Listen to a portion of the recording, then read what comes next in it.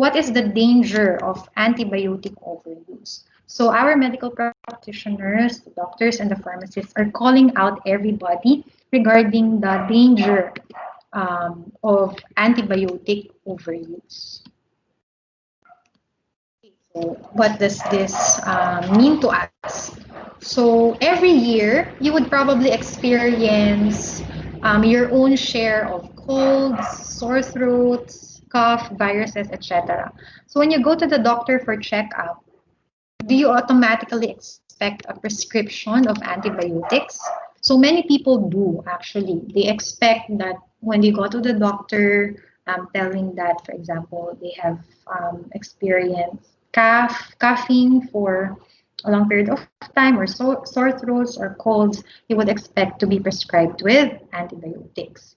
So then you'll be surprised, or some will get angry even if you would be leaving the doctor's office empty-handed without any antibiotics that was prescribed. But when that happens, our doctors are actually, or could actually be doing us a favor, because not everything is treated by antibiotics and not everything needs the prescription of antibiotics. So antibiotics are first used in the 1940s, and they are certainly one of the greatest advances in medicine. However, overprescribing them has resulted in the development of resistant bacteria. Now, what is a resistant bacteria? Because of the overprescription or the overuse of antibiotics, our bacteria, or the bacteria that these antibiotics should kill, becomes resistant.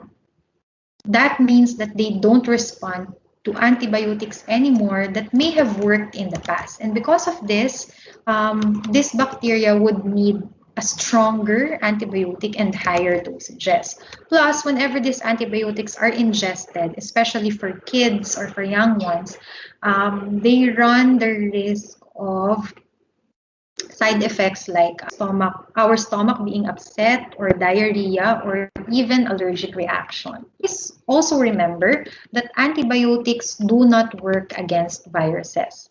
Frequent and inappropriate use of antibiotics can cause bacteria or other microbes to change, so antibiotics don't work against them. So nag-evolve, okay? Yung structure of the bacteria, okay, are also evolving because they are getting used to the antibiotics that we are drinking, which are not really prescribed.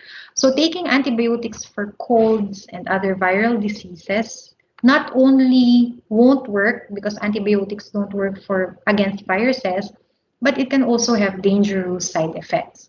Over time, when you practice antibiotics overuse, will actually help create a bacteria that will become harder to kill. So treating this resistant bacteria requires a higher dose of medicine or stronger antibiotics.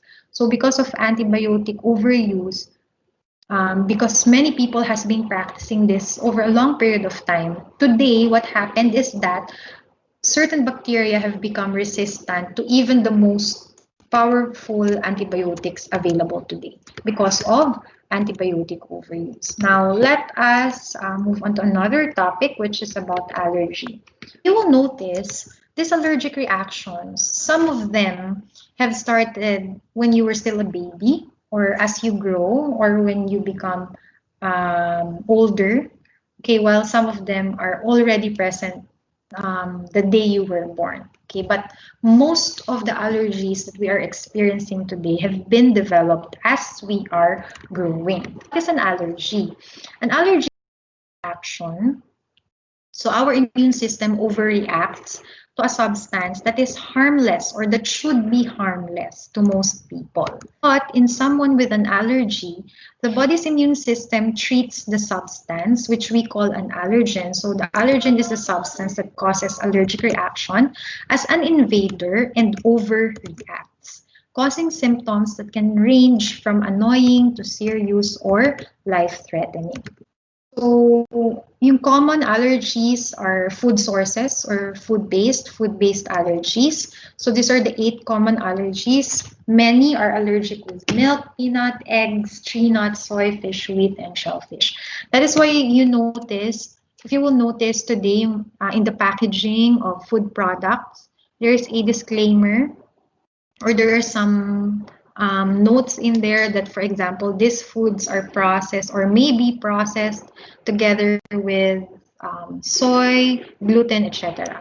Okay, so this is an example. Are you familiar with this one? For those who have allergies, have you experienced doing this? This is what we call a skin test. So in skin test, what the doctor or what the allergologist will do is that you will be tested with different substances to determine which specific substances causes allergic reactions to you. So parang there will be a very small needle or you will be scraped at your back, and then a tiny drop of these substances will be allowed to react. And then if there is an inflammation like this ones, that means that you are allergic with that substance. So that is one way to find out if you are allergic to something. Okay, itchy, watery eyes, and a drippy nose, constricted, swollen airways, secreting thick mucus, itchy, red, dry, cracked skin. So these are the commonly found symptoms, and sometimes, or most of the time, these are all observed in one person. So despite progress in fighting infectious diseases in developed countries. So how would you know that a country is developing or is developed? It's by their healthcare system. Okay, so usually they are fast when it comes to responding to health concerns. In developed countries with increased they also have increased sanitation, antibiotics, and antiviral medications. However, it is observed that allergies have become increasingly common in these regions for developing countries and developed countries. And that is what we call the hygiene hypothesis, because they become overly hygienic. Being overly hygienic has a disadvantage. So the hygiene hypothesis states or proposes that underexposure to parasites and other environmental factors in developed countries results in an understimulated immune system, which then overreacts to allergens. Remember, our immune system has an immunological memory. So everything that enters our body is being recognized by our immune system. So, for example, this is very common for developing countries and developed countries. So, when you were young, kids tend to play outside, they are exposed to a lot of germs. They have experienced to play in the mud, to play in the rain. So, their immune system is being exposed to these different types of substances and different types of organisms. So by doing that, they are developing a strong immune system. But when kids are only staying indoors, playing gadgets and others, and they are not being exposed to the environment, what happens is that their immune system becomes underexposed and underdeveloped. So when they grow, when they are more exposed outside, upon growing, what happens is that the body or the immune system will treat these substances as pathogens or as allergens. That is why you are developing allergies. That is why I'm asking if when did you develop this allergy? So that might mean that when you were younger, you are not exposed to a lot of factors or to a lot of these germs and other substances. So that is why when you grow up, okay, as you grow older, you are developing this allergy. So that is the hygiene hypothesis. So that is the reason why many people today are experiencing allergies or are developing allergies, because in one point or when they were younger, their parents more probably are overly hygienic.